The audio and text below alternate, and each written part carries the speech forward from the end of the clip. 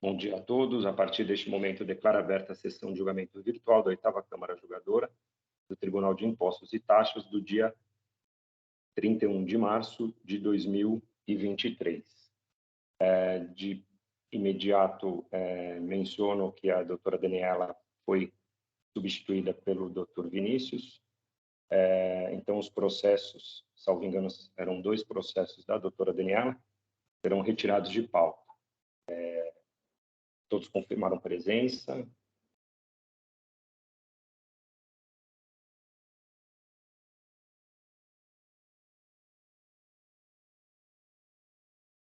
E agora eu já tenho acesso aqui à pauta. Então, os processos de relatoria da doutora Daniela, Harald Indústria e Comércio de Alimentos, aí em 41.34.840, e Crown Embalagens Metálicas da Amazônia, 41.35.503, serão retirados de pauta. Em relação ao processo da empresa Harald, tinha pedido de sustentação oral pelo patrono Dr. Vitor de Luna Paz, mas eu não vejo ele aqui na nossa sala.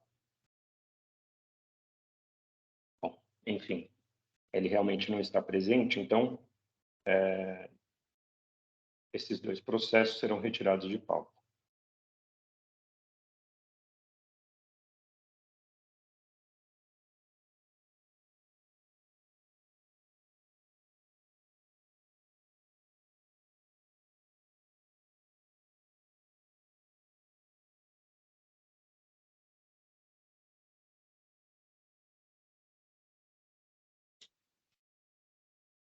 E seguindo a ordem da pauta, nós temos para a realização de sustentação oral. Na verdade, não, Montarte Industrial e Locadoras não tem pedido de sustentação oral, que é o primeiro da pauta, mas temos acompanhamento de julgamento, já que a sustentação oral já foi realizada no processo relativo ao AIN 411.1078, Avibras Indústria Aeroespacial SA. É um recurso misto do Dr. Faisal. Como dito, a sustentação oral já tinha sido feita, não lembro se na última sessão ou há 15 dias, né, Dr. Faisal? Então, acredito que o senhor tenha trazido o voto. Perfeito. Correto, obrigado, bom dia a todos. Obrigado, doutor Samuel.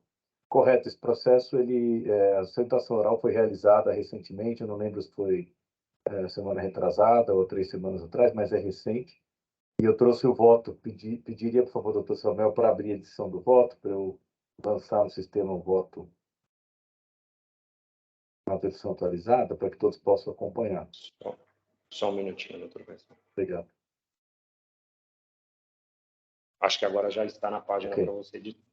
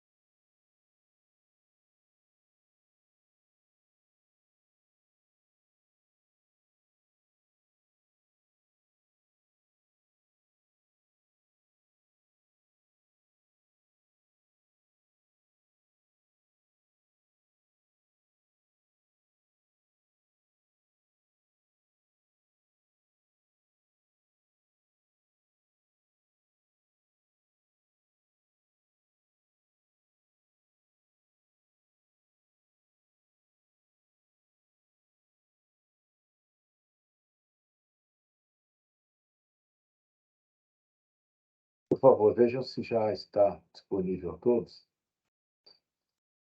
Uma versão? Sim. Ok. Bom, doutor Samuel, como já houve sustentação oral, já foi feita a leitura da acusação e vou pular a parte do relatório e vou passar diretamente ao voto a partir do tópico 16. Apresenta a hora recorrente preliminar de nulidade da decisão de primeira instância por falta de apreciação das provas por ela produzidas. Entendo que essa preliminar deve ser acolhida conforme abaixo. A exigência fiscal, consubstanciada no remanescente do item 2 do auto, decorre do fato de que, segundo a autoridade atuante, a recorrente teria se creditado a alíquota de 25% em relação às entradas de mercadorias por encomenda, de forma equivocada, uma vez que os produtos não estão classificados no capítulo 93 da NCM, entendendo, portanto, que o crédito estaria limitado a 18%.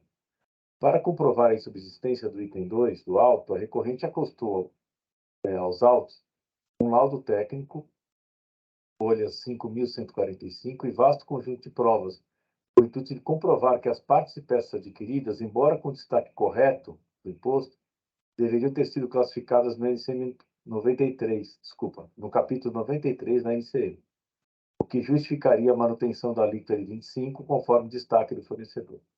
Neste aspecto, cumpre destacar alguns fundamentos do parecer técnico da recorrente. Aí eu destaco aqui um trecho, do parecer técnico juntado pela recorrente em primeira instância. De fato, a questão não é simples e depende de uma análise técnica dos argumentos trazidos pela hora recorrente, sendo certo que o laudo e provas acostadas pela autuada são relevantes para a correta identificação das mercadorias e, consequentemente, da aplicação do NCM e da norma correspondente. Embora os documentos fiscais emitidos pelos fornecedores tenham NCM distintos do capítulo 93 da tabela TIP, argumenta a recorrente que o ICMS destacado de 25% estaria correto, por se tratar de partes e peças de armas, munições classificadas no NCM 93. Cabe ressaltar que a apreciação do laudo e das provas acostadas pela recorrente são essenciais para que, junto com a interpretação jurídica sobre a tabela do NCM da TIP, que dispõe sobre as regras e exceções da classificação fiscal, conforme nota da seção 19, seja possível, aí esse cara está errado, seja possível aferir a correta classificação das mercadorias e, consequentemente, o destaque do ICMS. Aí eu trago aqui um trecho da seção 19, que trata de armas, munições, suas partes e acessórios. No capítulo 93, armas e munições, suas partes e acessórios, nota. Item 1, presente capítulo não compreende, e aí transcrevo aqui as letras A F desse citado dispositivo. Aí o item 2. Na acepção da composição 9306, o termo partes não compreende aparelhos de rádio ou de radar da posição 8526.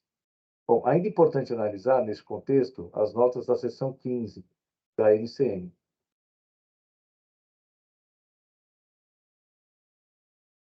Só que eu estou aproveitando e corrigindo alguns erros. Seção 15, metais comuns e suas obras. E transcrevo aqui um trecho dessa norma que trata da nomenclatura da classificação DLC. 25. Contudo, nada disso foi cotejado no julgamento em primeiro grau, não sendo valoradas as provas carreadas aos autos pela recorrente, notadamente o laudo, cuja apreciação foi afastada pelo ilustre julgador Acó, sem análise técnica do mesmo, no que tange a descrição dos produtos e suas especificidades, bem como em relação à correta classificação do Código NCM. Portanto, não socorre fundamentação do ilustre julgador de primeiro grau no seguinte sentido. Aí eu transcrevo o trecho aqui em que ele afasta a apreciação do laudo por ter sido produzido pela própria autuada. Vale destacar que a decisão ora atacada, no trecho acima mencionado, utiliza-se de fundamento legal já revogado, qual seja o artigo 436 do CPC de 73, cuja regra foi alterada pelo novo CPC. Além disso, data máxima havendo, entendo que o laudo acostado não poderia ter sido desconsiderado quanto do julgamento anterior, uma vez que faz prova técnica essencial para a comprovação das alegações da autuada, para não se configurar cerceamento de defesa. Não socorre o julgador a alegação de que a prova não pode desqualificar o trabalho efetuado pela autoridade autuante, tendo em vista que foi elaborado por uma pessoa com vínculos com a autuada e também em virtude da classificação fiscal noticiadas nos documentos fiscais objeto da autuação, apontar outro código de NCM diferente do NCM 93 previsto na legislação. Ora, conforme disposto no artigo 371 do CPC, artigo 371, o juiz apreciará a prova constante dos autos, independentemente do sujeito que a tiver promovido, e indicará na decisão as razões da formação de seu convencimento. Ou seja, uma vez produzida a prova, ela é incorporada ao processo, devendo ser apreciada, sendo irrelevante quem produziu, salvo na análise do ônus da prova, sendo sua análise obrigatória ao julgador. Obviamente, caberia uma prova em sentido contrário àquela produzida pelo contribuinte, para desconstruir o parecer trazido no laudo em comento, mas não a sua desconsideração, pelo simples fato de ser produzida pela hora recorrente, até mesmo porque a atividade exercida pelo autuado é muito singular e a prova trazida pela fiscalização, quando da autuação, tem presunção relativa. No que tange à apreciação da prova em questão, não estou afirmando que o julgador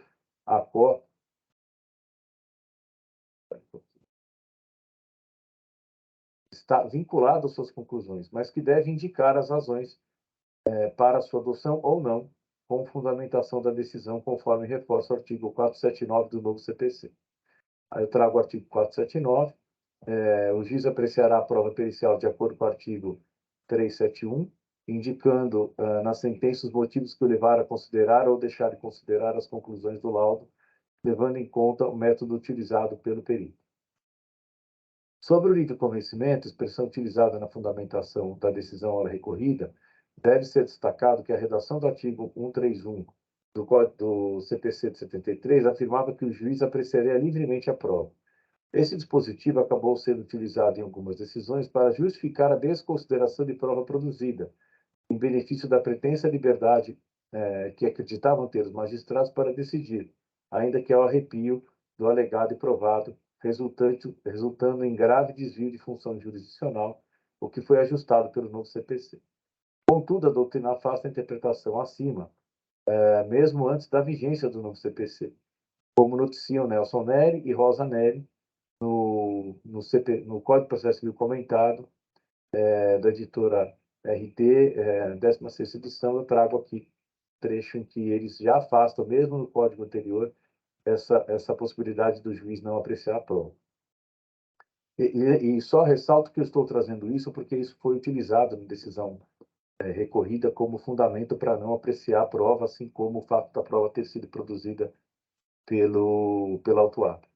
Para evitar maiores debates, é que o atual Código de Processo Civil, em seu artigo 371, suprimiu a expressão livremente do antigo artigo 131, afirmando: o juiz apreciará a prova constante dos autos, independentemente do sujeito que a tiver promovido, e indicará na decisão as razões da formação do seu convencimento. O escopo do legislador, neste caso, foi adotar o princípio da aquisição processual, bem como alertar para a necessidade de que o convencimento do julgador repouse obrigatoriamente na análise da prova produzida e na fundamentação de suas convicções no ato de arbitrar o conflito, sob pena de nulidade do decidido à luz do artigo 93, 9 da Constituição Federal, que exige que sejam fundamentadas todas as decisões judiciais e administrativas para sua validade. Assim, que pese a prerrogativa reconhecida por esse egrégio tribunal, que devolve matéria objeto da decisão recorrida para a nova apreciação, o fato é que, no presente momento, entendo não estar apto ao imediato enfrentamento do mérito, pois não restou assegurado ao recorrente o devido processo legal com a apreciação das provas apresentadas e, consequentemente, de alguns dos seus argumentos, havendo desta forma supressão de instância. Por fim, vale ressaltar que não houve a inclusão do fornecedor como solidário ou como parte da presente autuação, que poderia implicar no ajuste de crédito da autuada em desacordo com a nota fiscal emitida, no caso de improcedência do AIM, mas não havendo necessariamente ajuste do débito do fornecedor, no que fez destaque de 25% de CM, com presunção de que recolheu o imposto nessa alíquota, o que poderia implicar, pela não cumulatividade, um recolhimento maior do imposto, caracterizando uma distorção para mais do recolhimento do ICMS nas operações em questão, sendo certo que a operação tem origem numa saída tributária da alíquota de 25%, com o posterior ajuste apenas no crédito para 18% por conta da autuação. Só para esclarecer um pouquinho melhor esse ponto, porque eu não desenvolvi muito ele, só citei, né, uma vez que eu estou votando pela anulação da decisão, se o fornecedor fez o destaque de 25 e fez o débito de 25 e recolheu o imposto de 25, mas exige-se da autuada a tomada de crédito a 18, né, há um descompasso entre crédito e débito na operação. Então, entendo que pelo menos deveria ter sido diligenciado nesse sentido, ou eventualmente poderia até, né, no caso, mas não é mais possível nesse momento, ter sido o fornecedor incluído nesse processo. Não sei se como solidário ou como autor da eventual infração. 41. Nesse sentido, uma vez cancelada a decisão recorrida, nos termos deste voto, entendo que seria razoável diligenciar o julgador ACO, após o retorno do processo, no sentido de esclarecer se o fornecedor foi intimado ou autuado em relação às mesmas operações, a fim de se evitar recolhimento a maior e sem base legal do ICMS por parte dos contribuintes envolvidos, bem como a fim de se esclarecer a correta autoria da infração. Diante do exposto, conheço do presente recurso ordinário e dou provimento ao mesmo, acolhendo a preliminar de nulidade da decisão hora recorrida, apresentada pela recorrente, em função da não apreciação das provas juntadas, notadamente do laudo técnico e demais documentos, os quais devem ser analisados sob o ponto de vista técnico, devendo haver o cotejamento das provas com os argumentos trazidos na defesa, sendo facultado ao ilustre julgador a realização das diligências acima mencionadas, caso assim entenda, proferindo nova decisão. Como voto, doutor Samuel, demais colegas, e devolvo a palavra ao doutor Samuel. Eu vou editar novamente o voto, porque eu corrigi aqui alguns errinhos que eu fui identificando na leitura, e devolvo a palavra ao doutor Samuel. Perfeito. Obrigado, doutor Faisal. Parabenizo pelo voto. Eu tenho uma dúvida.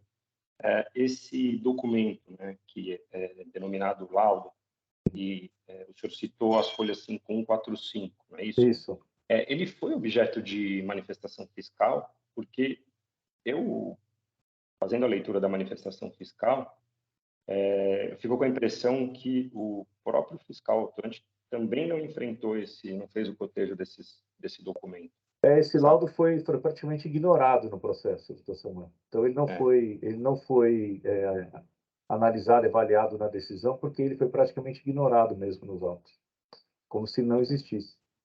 Então, se todos concordarem, eu faria a título de sugestão, tá, Ok. doutor Faisal? Eu concordo com a proposta de anulação da decisão de primeira instância, mas talvez aí reforçaria a necessidade de que também fosse enfrentado pelo FR autuante, entendeu? Tá. Então, anular a decisão com passagem pelo FR autuante para se manifestar sobre esse documento. Tá, ok. Eu vou incluir sua sugestão, acho perfeito. Assim. Vou incluir se os demais correto. concordarem. Presidente, procedimentalmente, como é que seria feito isso? Primeiro, uma diligência. Eu acredito que, anulando a decisão e ressaltando o motivo na decisão, talvez indicando ao julgador de que deva ouvir o auditor, bem como a representação. Porque eu, inclusive, fiz isso em relação a essa questão aqui da indicação, né, da alíquota do fornecedor, mas posso fazer o mesmo em relação à manifestação do fiscal e da representação sobre o laudo.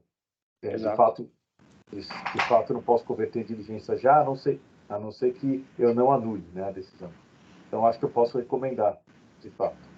Sob pena de considerar não controvertido, né, na medida em que tomou conhecimento antes do julgamento, né? Correto. Então, talvez apenas indicar, mas eu acho que é uma liberalidade do próprio auditor se manifestar sobre o documento juntado ou não. Mas acho que no mínimo ele citar, né? Falar, olha, eu desconsidero. Mas aqui a impressão que dá é que ele passou, o documento passou totalmente desapercebido. Com licença, todos estão me ouvindo, né? Sim. Eu, como estou atuando como substituto, eu sempre tento não imiscuir muito algumas coisas, né? Porque pode ser que semana que vem eu não esteja aqui. Mas eu acho até que, em respeito ao princípio do contraditório, e para que isso realmente pode ser considerado prova, né? Porque, de acordo com o que fala o Código de Processo Civil, para ser considerado prova tem que ser submetido ao crivo do contraditório. Então, eu entendo pertinente mesmo que se peça especificamente ao auditor para se manifestar sobre o laudo. Porque eu estou olhando aqui, o laudo está em folha 5145 e foi um documento de 600 páginas juntado. Está no meio de um documento de 600 páginas, né? Então, é possível que ele tenha passado direto ou qualquer outra coisa do serviço ali. Então, eu entendo que para ficar o contraditório respeitado, deveria se pedir especificamente para ele se manifestar sobre isso, já que o doutor colega aí está utilizando do laudo para decidir. Veja, só deixar claro, doutor Vinícius, eu não estou analisando o mérito, tá? Eu só estou dizendo que deveria ter sido analisado o laudo e submetido à apreciação do fiscal e da representação, o que não aconteceu. De fato, eu não mencionei isso, mas o doutor Samuel tem razão, o doutor Ramon e o doutor Vinícius também. Eu vou reforçar, então, isso aqui no voto. Vou colocar no dispositivo, mas vou incluir um parágrafo aqui, talvez seja correto. Porque eu não vou determinar a diligência, né, mas eu tenho que alertar o julgador, né? E talvez até indicar todas as folhas, né? Porque ele começa, na verdade, salvo engano, começa no 5144, é a primeira parte do documento, e aí vem todas aquelas especificações técnicas, né? Os desenhos dos equipamentos. Então, acho que ter todo o cuidado de que não é só aquela informação relacionada às folhas 545, né? Mas é o documento como um todo. Ok. Eu vou indicar, então, a totalidade das páginas aqui.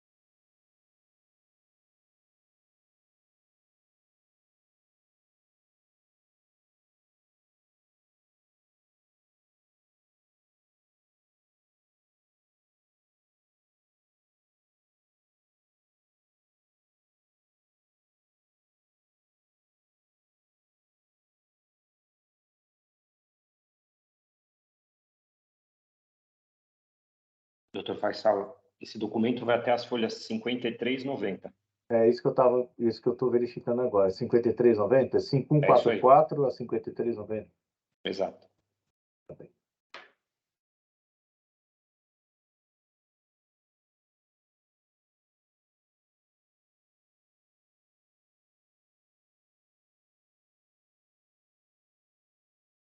Ok.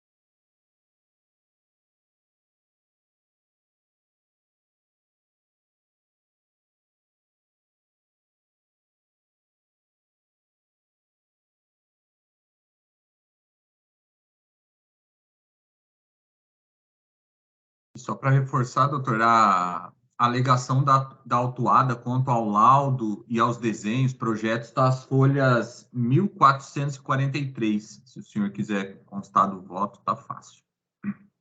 1400?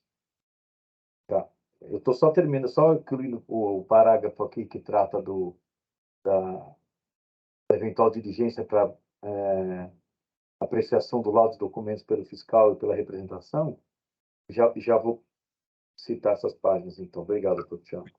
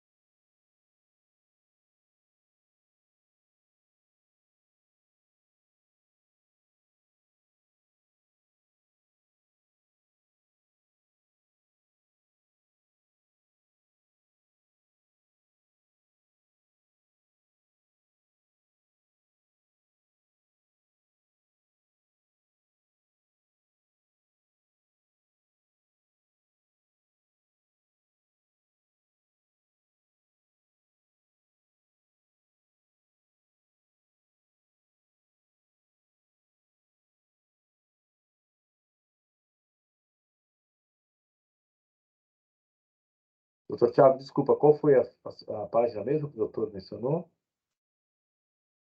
A alegação da autuada está nas folhas 1443. 1443, obrigado. Aí facilita um pouquinho.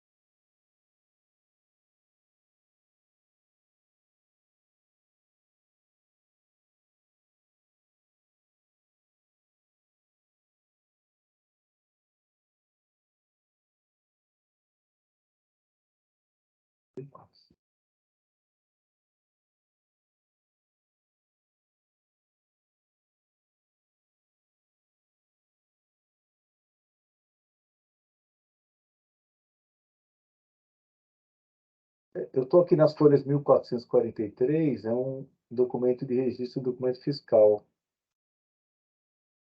Espera aí.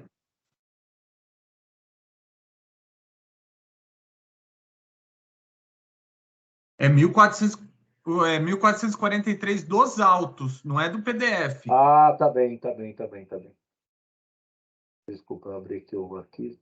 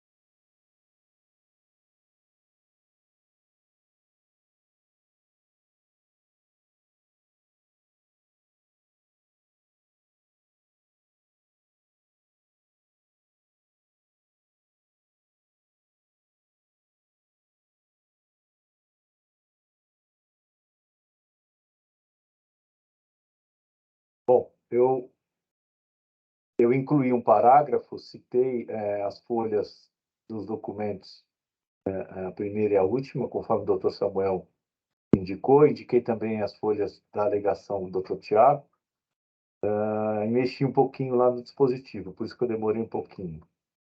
Vejam, por favor, se já está aí a nova versão para todos.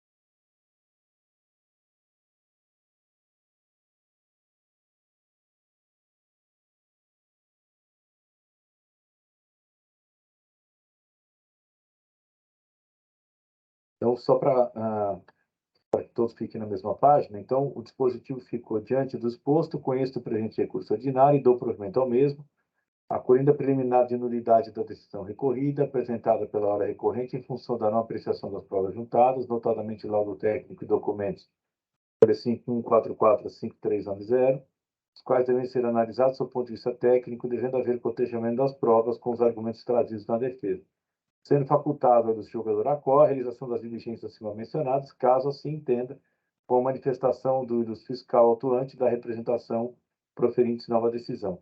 E o que eu inseri foi o item 42 novo aqui.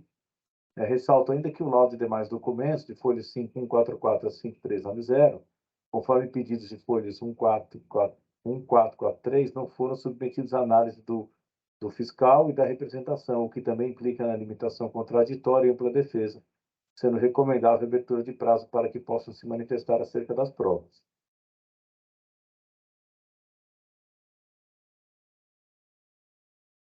Ok.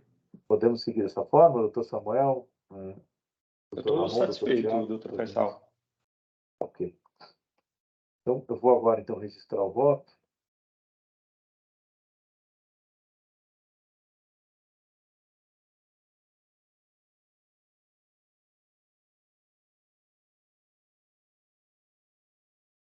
No caso do recurso de ofício, eu não fiz análise, então eu não vou conhecer, correto? Porque eu estou julgando o recurso ordinário e estou anulando a decisão. Perfeito. Então, eu não conheço o recurso de ofício, correto? Só para também evitar algum equívoco aqui no lançamento do voto.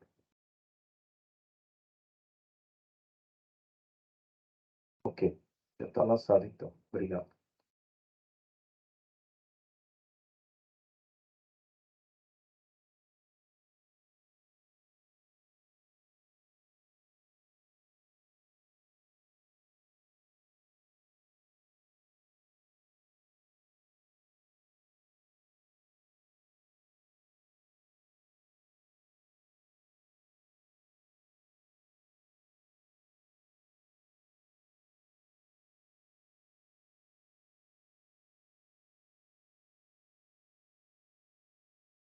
Perfeito, doutor Faisal. Então, posso encerrar os debates? Minha parte, sim. Perfeito. Então, encerrando os debates. Verificando o quórum.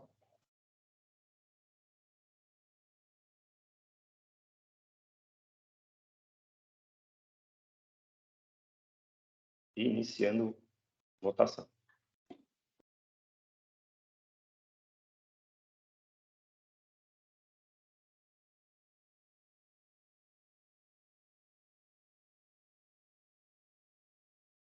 Todos votaram, então a unanimidade acompanhando o doutor Faisal pela anulação da decisão de primeira instância, nos termos do voto do doutor Faisal. Então, doutora Ana Carolina, encerrando a votação e julgamento do AIM 411.1078, Avibras Indústria Aeroespacial S.A. Entendido? Se a senhora quiser permanecer, fica à vontade. E em relação àquele outro processo da CRAU Embalagens, já foi retirado de pauta.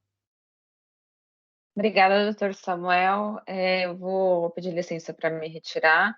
Um bom fim de semana a todos, uma boa sessão. Obrigado. Bom dia. Bom dia.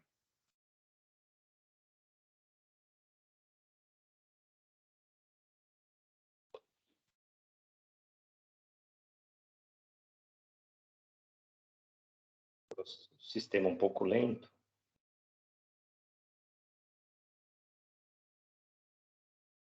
Agora sim.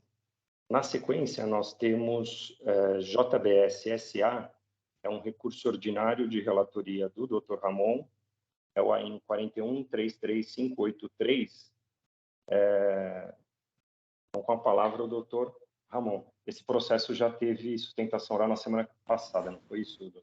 E temos a presença da doutora Natália, acho que é só para acompanhamento. Perfeito, doutor Ramon.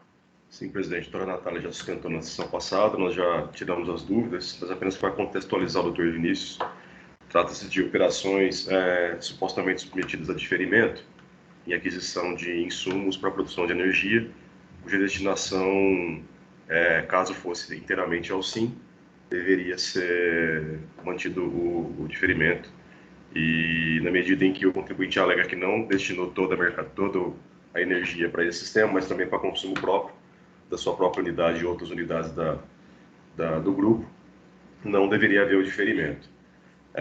Presidente, sendo bastante objetivo, eu tinha já me imiscuído na questão do mérito, porém, analisando com mais cuidado as provas dos autos e com a apresentação da doutora Natália na semana passada e as dúvidas que nós pudemos tirar com ela, eu entendi por pertinente, já adiantando meu voto, converter o processo em diligência, na medida em que não há prova inequívoca da filiação do autuado à associação consulente, que para mim é um ponto nevrálgico para a solução da questão.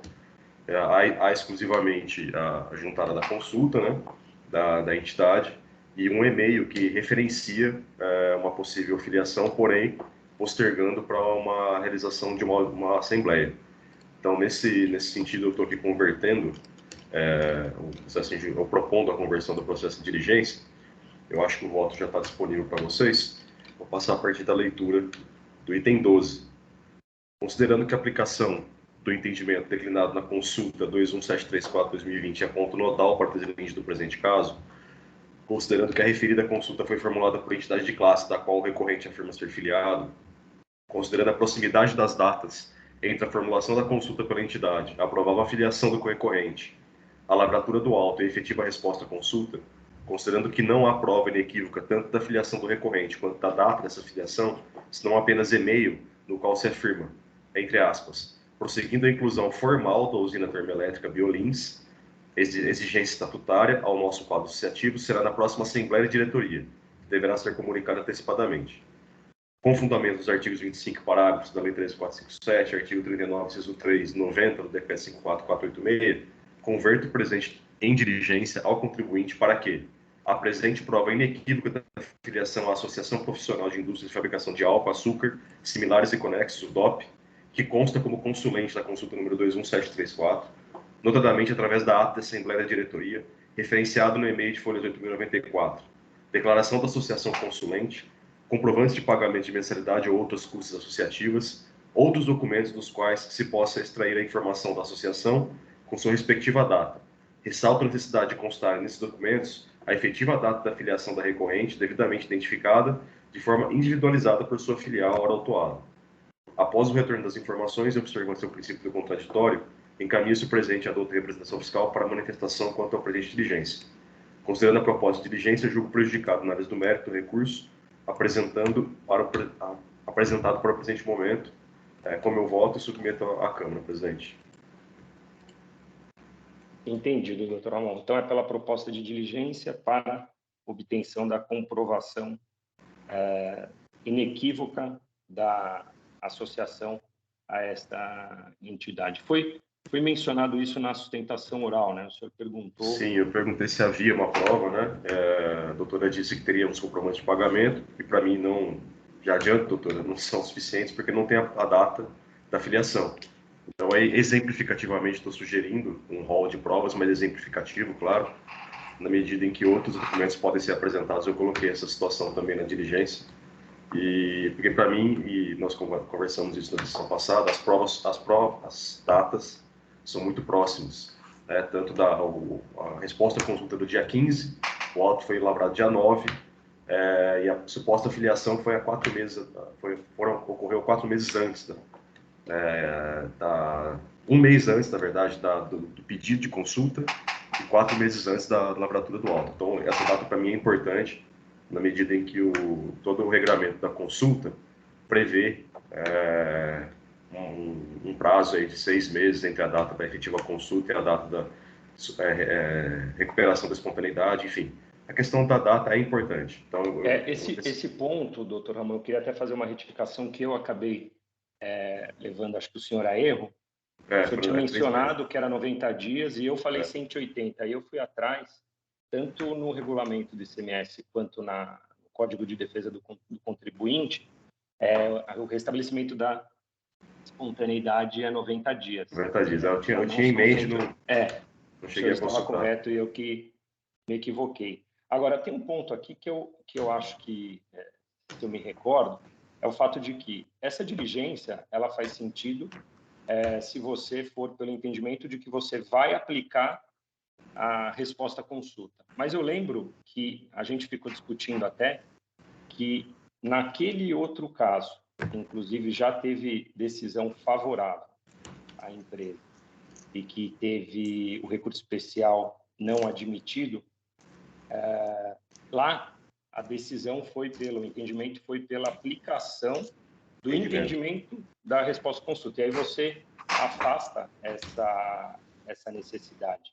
Para a gente debater sobre isso, presidente, precisaria entrar no mérito, mas é que aquela questão, aquele processo, o auto é do período de 2014, ele é um auto lavrado antes.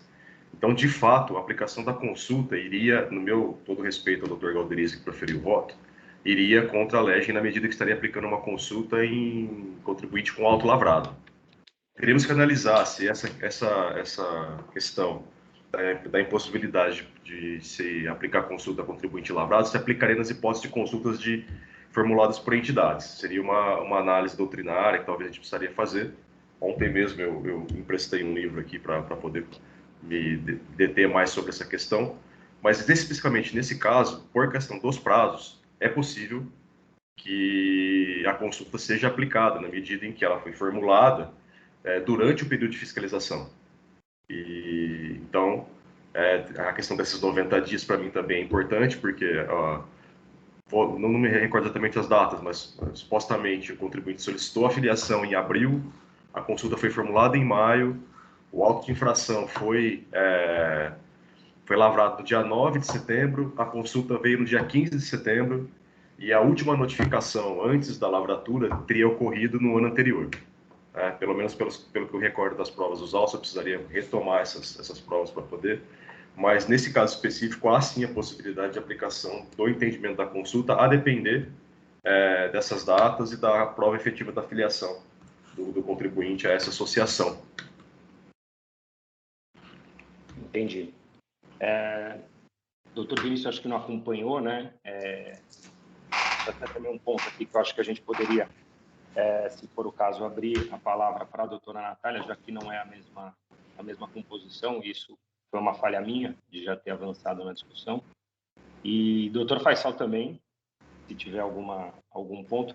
Eu estou ainda refletindo aqui sobre a necessidade da conversão, porque eu tinha ficado com a impressão que seja pela aplicação da consulta, ou seja, pelo entendimento da consulta, em relação a essa segunda aplicação, pouco importa a comprovação da filiação à entidade, sem avançar no mérito aqui.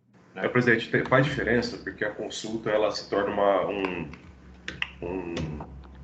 uma norma individual e concreta a ser aplicada no caso. Então, é uma legislação a ser aplicada, né? É uma norma.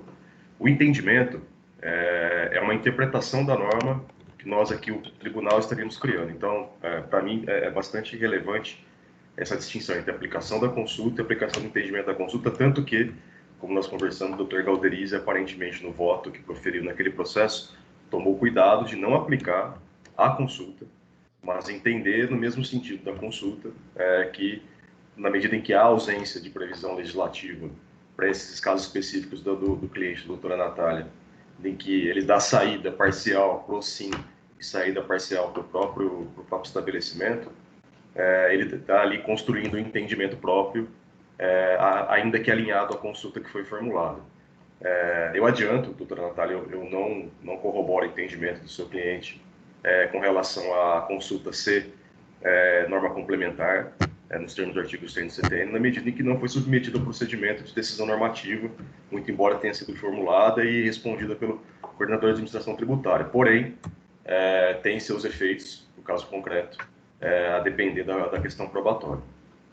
Presidente, posso fazer só uma ponderação, considerando aqui que o doutor Vinícius não estava na última sessão? Sim. Acho que é importante, precede a própria aplicação ou não da consulta, que é o fato de que os fornecedores eles foram autuados em razão dessas mesmas operações, então eles foram autuados com a aplicação de multa pelo destaque indevido do ICMS nas notas fiscais, e esses autos de infração eles foram cancelados pela própria DTJ. É o auto de infração 4131334, lavrado contra Café Álcool, e o auto de infração 4131342, lavrado contra a usina Batatais, aqui referente ao mesmo período, as mesmas notas fiscais, e menciona, inclusive, no relatório fiscal que as notas teriam como destinatária a JBS, e a DTJ cancelou essas autuações, uma porque não houve a separação de qual seria a destinação dessa mercadoria, então o auto de infração não teria liquidez, e outro ponto também é que, não havendo aí previsão de se vai ser lançado ou não no SIM,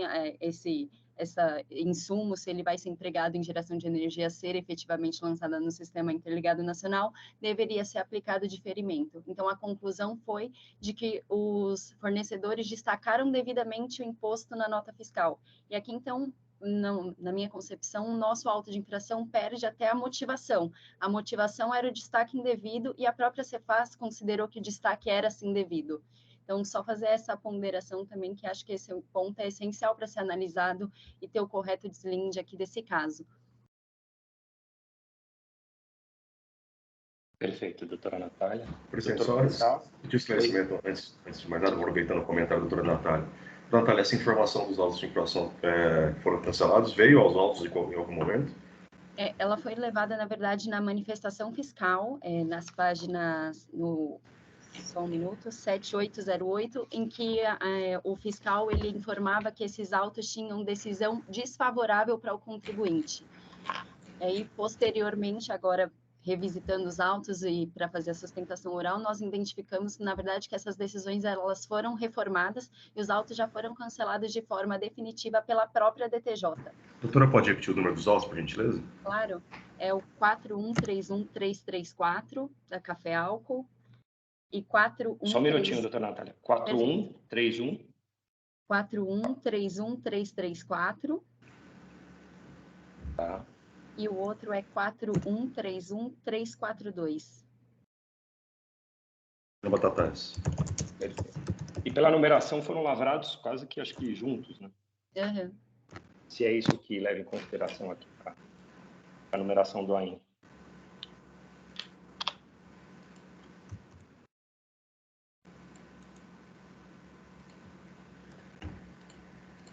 Obrigado, presidente. Satisfeito. Eu estou pesquisando esses dois autos, mas se vocês quiserem discutir, fiquem à vontade. Eu acho... Desculpa, doutor Samuel. O doutor Ramon, quer dizer, na verdade, entende que essa diligência é essencial para ele entender exatamente a data, né, doutor Ramon, em que teria ocorrido essa afiliação. E aí ele não ficou claro. E o doutor Samuel parte de uma premissa distinta, que independentemente disso, né, no mérito seria possível julgar o processo. A doutora Natália trouxe algumas informações relevantes, embora não juntada aos autos, né, doutora Natália? Essas decisões proferidas posteriormente, né? Perfeito. Tem a menção dessas decisões na manifestação fiscal. Tá, mas não o julgamento. Não do julgamento. Entendi.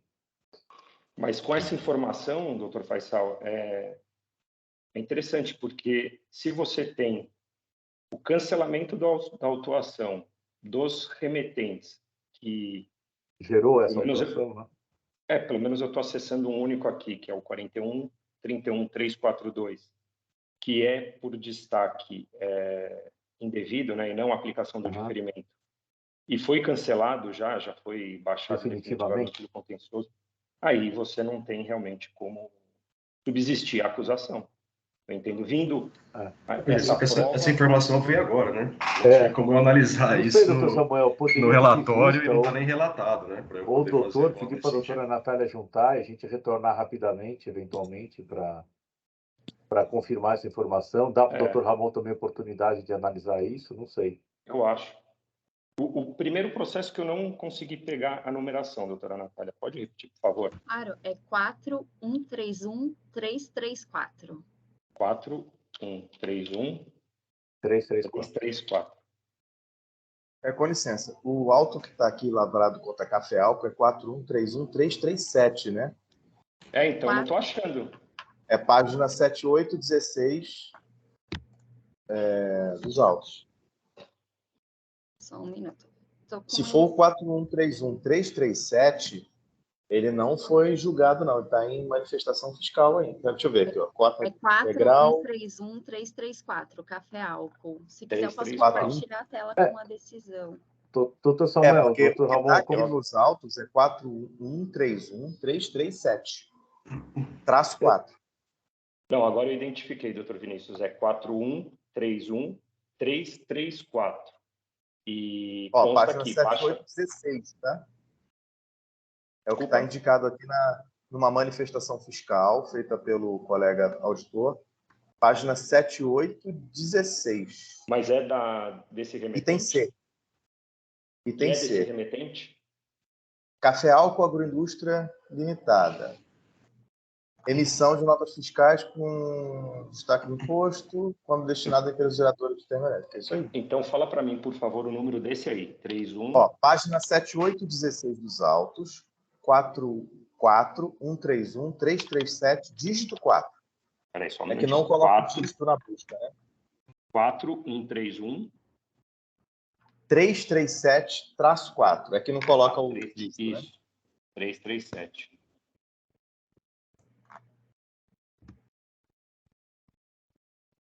Quatro, 337, perfeito? Pode ser que tenha sido um erro mesmo, tá? Olha aqui, autuado Solutec, não é? Um erro mesmo. Eu acho que, diante dessa informação, e é proposta também, tá? Doutor Ramon, doutor Faisal, doutor Vinícius, doutor Tiago, eu acho mais importante vir aos autos essa informação e essa prova do que a prova do ingresso da associação. Que pode vir a diligência, né, e ser inócuo, né, quer dizer, não gerar nenhum efeito dependendo da análise dessa decisão.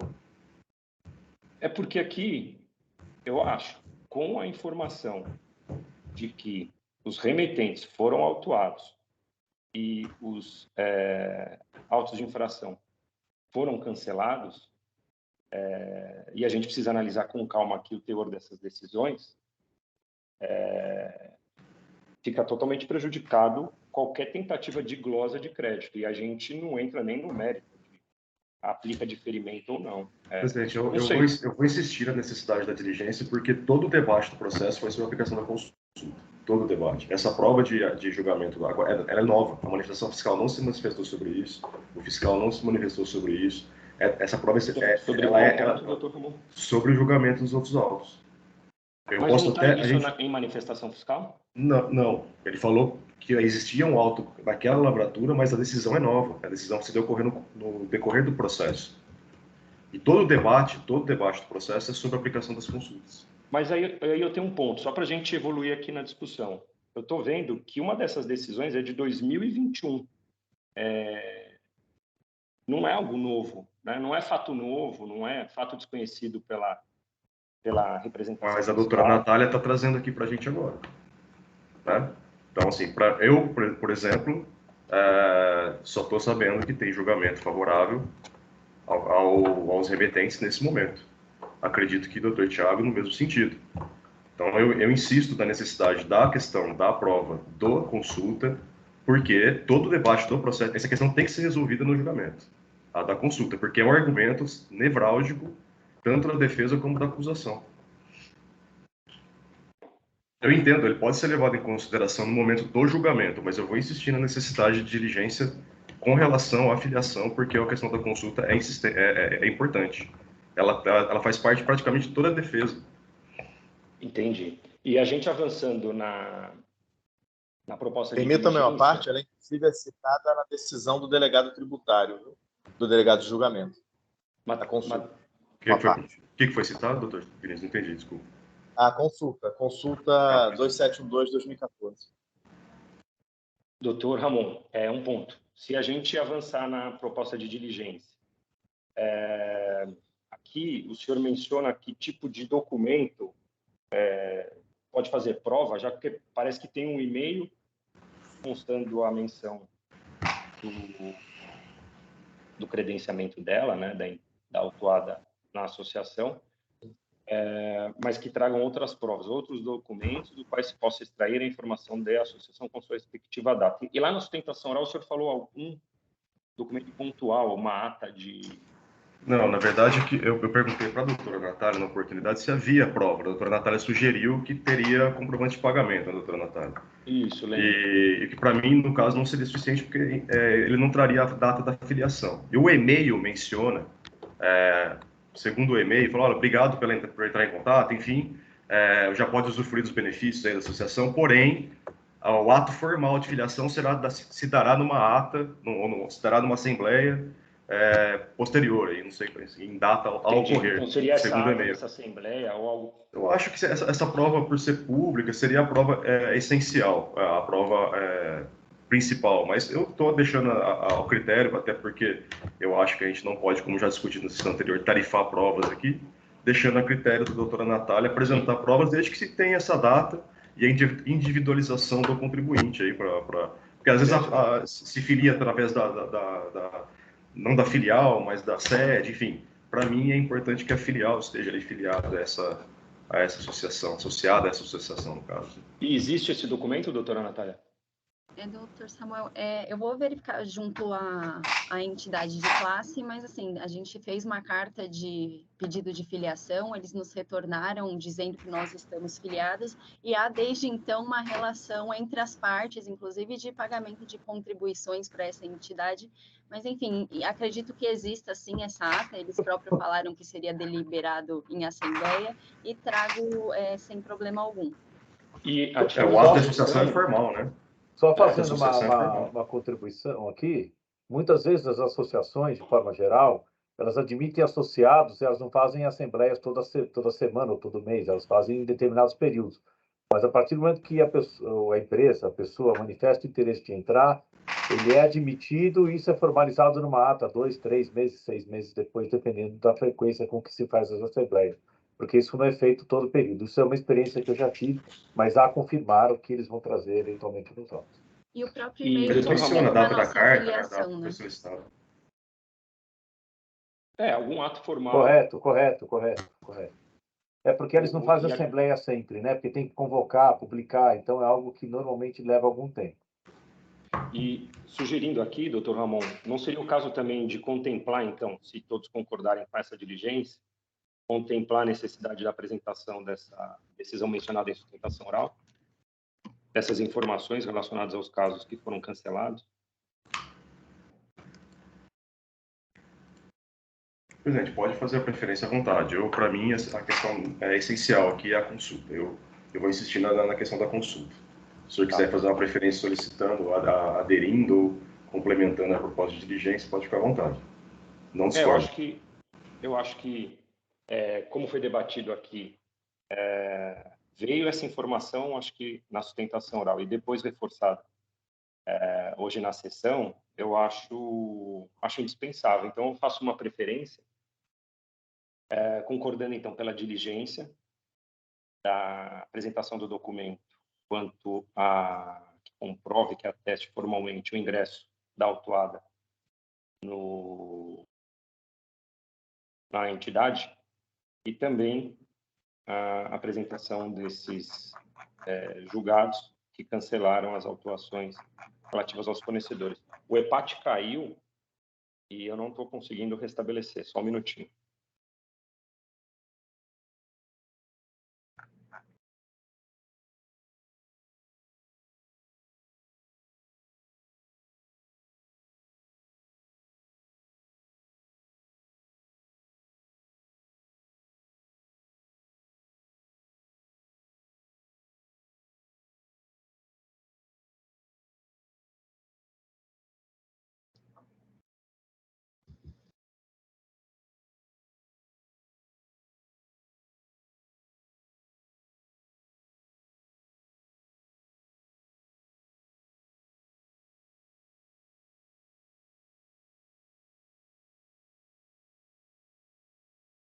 O sistema voltou, então eu vou fazer essa preferência. Doutor Tiago, algum comentário? A gente avançou aqui na discussão.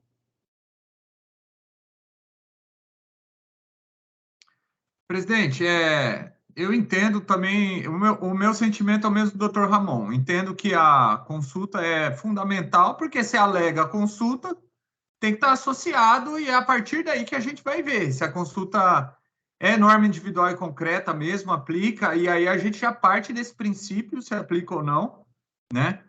E aí as decisões, aí elas já têm um caráter mais subjetivo, né? O Dr. Ramon e a Câmara vai poder avaliar o que foi decidido nas outras câmaras, mas aí a Câmara não está vinculada ao entendimento da consulta. Aí a Câmara pode tomar a sua decisão segundo o seu livre convencimento. Ah, eu entendo que o entendimento da consulta é razoável, então eu vou aplicá-lo. Ok, não, embora tal Câmara tenha decidido que é razoável, eu entendo que não é. Aí não tem essa vinculação. Então, é nesse sentido, né? Eu acho que o ponto nevrálgico realmente é associado, não é? A consulta aplica, não aplica? Porque aí resolvendo essa questão, a Câmara fica liberada para tratar das outras questões. Perfeito, doutor Tiago.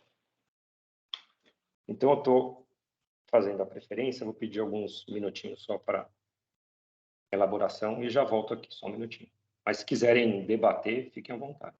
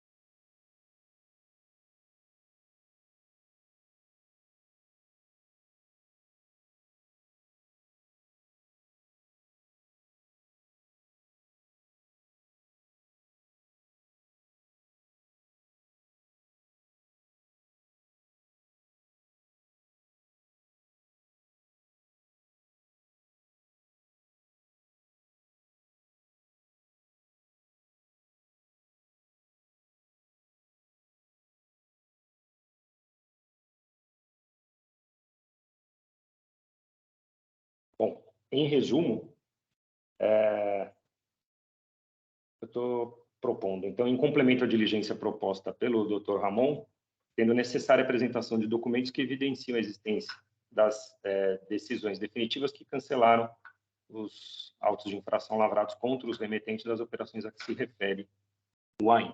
Então, nesse termo, a título de complementação da proposta de diligência do Dr. Ramon. Então, podemos encerrar os debates? Encerrando os debates. Verificando o quórum.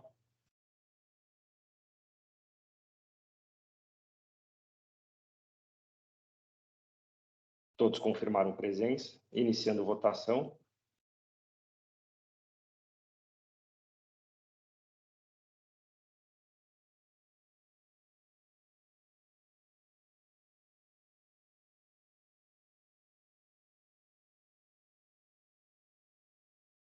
Doutor Vinícius? Perfeito. Então, todos pela diligência, com a complementação da apresentação dos documentos que evidenciam tais decisões, doutora Natália. Perfeito. Então, assim, encerrando votação e julgamento do AIN 41.33.583, cujo autor é JBS. Processo, então, convertido, julgamento convertido em diligência, doutor.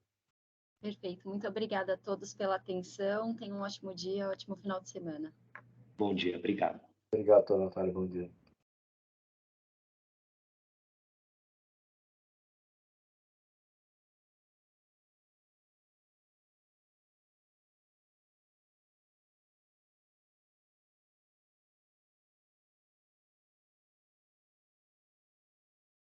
O sistema está bem lento. Agora voltou. Então, resta um único processo, que é um recurso misto de relatoria do Dr. Faisal, cujo autuado é Montarte Industrial e Locadora, é o AIN 4092063. Dr. Faisal trouxe voto. Bom, obrigado, doutor Samuel. Esse é um recurso misto, um processo com 8 acusações.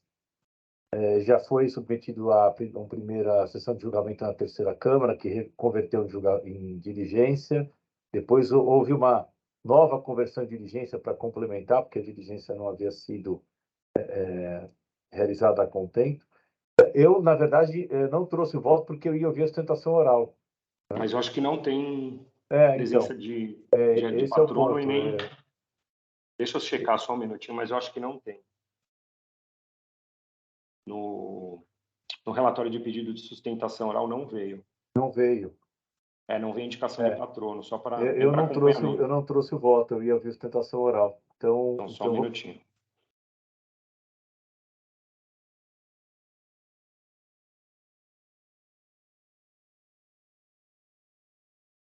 Não tem. Não tem. Tínhamos para processo que foi retirado o Harold. Fica prejudicado um pouquinho algumas dúvidas, mas perfeito. Tudo bem. Se então, puder devolver. Prefere devolve para o relator? Doutor Faisal, não houve protesto por sustentação oral no recurso ordinário também, só para... mas muitas vezes não vai adiantar esperar, porque... mas muitas vezes não fazem o protesto, mas... aparece, né? Aparece. Verdade. E de qualquer forma, eu havia pautado para ouvir a sustentação oral, tirar algumas dúvidas, mas tudo bem, devolve, por favor, ao relator. Mas até para evitar isso, o que eu posso fazer, quando eu receber os relatórios, que somente eu recebo, eu disponibilizo para vocês também, para vocês saberem já quem tem pedido de sustentação oral e quem tem. Tá. Eles têm que formular o pedido até quanto tempo antes, presidente, da sessão? Eu acho que não tem prazo. Pode chegar hoje de manhã e falar, olha, eu quero fazer a sustentação oral. Sim. Mas é que vem um documento para a gente que é preparado pelo Hélio. Entendi. Então, um relatório de pedido de sustentação oral. E ele avisa quem se habilitou para fazer a sustentação, correto? Quem está habilitado para sustentar na sessão. Exato. Bom, e até para evitar, como a gente fez ontem, com a ausência da doutora Daniela, para evitar que o patrono venha também e o processo não será analisado. Bom, de qualquer forma, então peço para devolver, aí eu trago o voto numa próxima sessão, independentemente da... O Oswaldo está falando, posso encaminhar para todos. Boa, Oswaldo, por favor. Se puder, facilita bastante. Obrigado, Oswaldo. Então, aí... 4092063, Montarte Industrial e Locadora S.A., processo devolvido para o relator. É isso, né, doutor?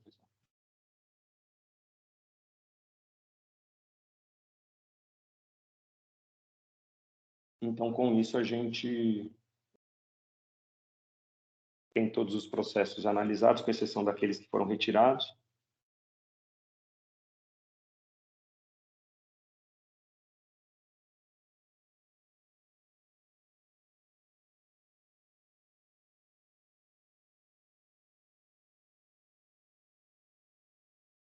Só mais um minutinho. O sistema está bem lento.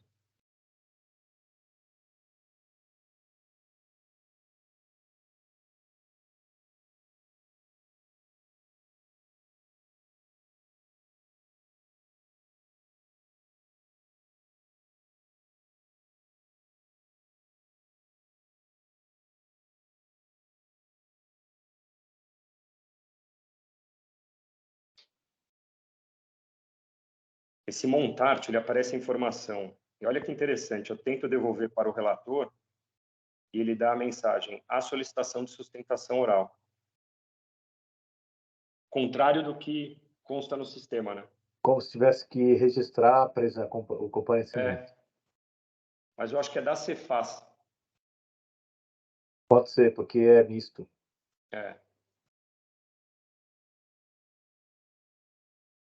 Mas não faz sentido, né? Eu estou devolvendo para o relator.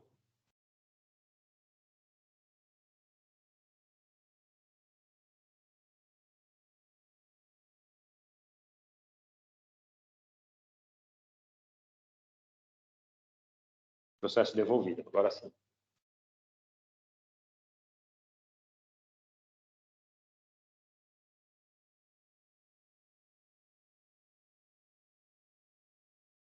Então, todos os processos com situação encerrada.